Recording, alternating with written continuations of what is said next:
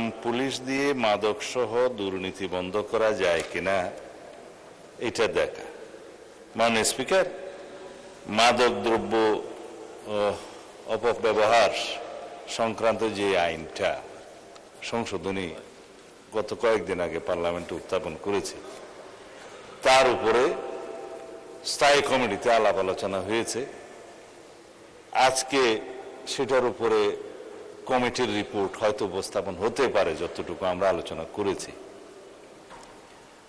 আজকে যেহেতু 30 তারিখের পরে পার্লামেন্ট সেশন কয়েকদিনের জন্য বন্ধ হবে, সেজন্য মনে হয় না সেটা আজকে আমরা বিবেচনার্থে গ্রহণ করার জন্য উত্থাপন করতে পারবো কিনা। তবে জুয়া প্রতিরোধ আইনটা বিবেচনার্থে গ্রহণ করার জন্য আজকে অর্ডার অফ দি ডেতে আপনি রেখেছেন। আশা করি সেটা আজকে আমরা বিরোধী দলের সহযোগিতায় পাশ করতেও পারবো হয়তোবা। আইন শৃঙ্খলা পরিস্থিতি উন্নয়নের জন্য, যেহেতু দেশের শান্তি শৃঙ্খলা আইন শৃঙ্খলা পরিস্থিতি যদি উন্নত থাকে, তাহলে উন্নয়ন, অগ্রগতি, স্থিতিশীলতা, শান্তি সবকিছুই বজায় থাকে। বেসড অন দ্যাট, সেজন্য আমাদের মাননীয় প্রধানমন্ত্রী এই বাজেট যখন আমরা ক্যাবিনেটে অ্যাপ্রুভাল দেই, প্রথাগতভাবে যেদিন বাজেট উপস্থাপন করা হয়, সেদিন তিনি নিজে জিজ্ঞেস করেছেন স্বরাষ্ট্র মন্ত্রণালয়ের বাজেট বরাদ্দ একটু বলেন আবার কত বৃদ্ধি হলো না কেন। আমি বলেছি 5-7 কোটি টাকা গত বছরের চেয়ে বৃদ্ধি হয়েছে। তবে যতগুলো প্রকল্প এবং যতগুলো আইন আমরা উত্থাপন করছি, তার প্রেক্ষিতে অর্থবিল হিসেবে মাদকদ্রব্য নিয়ন্ত্রণ আইনটা অর্থবিল, এগুলোর জন্য যথেষ্ট ব্যয় নির্বাহ করতে হবে আমাদের। সেটা এই প্রকল্পগুলো এবং আইনগুলো পাশ হওয়ার পরে আমরা সেই খাতে বরাদ্দ চাইব। মাননীয় অর্থমন্ত্রী হয়তো দয়া করে যেগুলো থোক বরাদ্দ রেখেছেন ওখান থেকে প্রকল্প ওয়াইজ বরাদ্দ দিবেন। আইন শৃঙ্খলা পরিস্থিতির উন্নয়ন করার জন্য গ্রাম পুলিশ থেকে শুরু করে আইজিপি পর্যন্ত সবাই কাজ করে, পলিটিশিয়ানরা তার উপরে মন্ত্রণালয়। কিন্তু জনগণের প্রত্যক্ষ সহযোগিতা ছাড়া কোনো দেশে আইন শৃঙ্খলা পরিস্থিতি উন্নয়ন হয় না।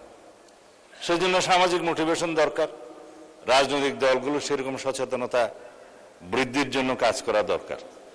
আমরা সংসদে যেভাবে সবাই আলোচনার মাধ্যমে কোঅপারেশনটা পাচ্ছি, আশা করি আপনারা সবাই সংসদের বাইরেও আইন শৃঙ্খলা পরিস্থিতি উন্নয়নের জন্য সেই কোঅপারেশনটা বজায় রাখবেন। সুতরাং জনাব আব্দুল খালেকের বক্তব্যের প্রেক্ষিতে আমি তাকে ধন্যবাদ দিতে চাই যে তিনি সেই গুরুত্বটা অনুধাবন করেছেন। গ্রাম পুলিশ থেকে শুরু করে সর্বস্তরের মানুষ এবং শৃঙ্খলা বাহিনী সবাই মাদক সহ দুর্নীতি এবং জুয়া ইত্যাদি সামাজিক অপরাধগুলো দমনে কার্যকর ব্যবস্থা গ্রহণ করবেন, সহযোগিতা করবেন। এখানে ডগ স্কোয়াড দেওয়া হবে, তাদের লোকজনকে অস্ত্র সহ প্রশিক্ষণ দেওয়া হবে এবং তাদের জন্য হাজতখানার ব্যবস্থা করা হয়েছে আসামিদেরকে মধ্যবর্তী সময় রাখার জন্য, এবং ল্যাবরেটরির ব্যবস্থা করা হচ্ছে সমস্ত ডিস্ট্রিক্টে, যাতে মাদকদ্রব্য ল্যাবরেটরিতে টেস্ট করে সেটা কোর্টের রিপোর্ট অনুসারে দিতে পারে সেটা মাদকদ্রব্য কিনা। এই সমস্ত বিষয়গুলো আমাদেরকে একটু সময় নিয়ে, ব্যয় নিয়ে, স্ট্রাকচারগুলো দাঁড় করিয়ে তারপরে আমাদেরকে যেতে হবে। তাদেরকে অত্যাধুনিক অস্ত্র দেওয়া হচ্ছে, কারণ মাদক যারা ব্যবসা করে, চোরাচালান করে সীমান্তে বিভিন্ন জায়গায়, তাদের কাছে সশস্ত্র গ্রুপ আছে। আমাদের নিরস্ত্র মাদক দ্রব্যের যে কর্মচারীরা, কর্মকর্তারা, তাদেরকে বিনা হাতে কোনো ডাল তলোয়ার ছাড়া যেতে পারে না, তাদেরকে এইভাবে সশস্ত্র ওয়েল ইকুইপড করা হচ্ছে।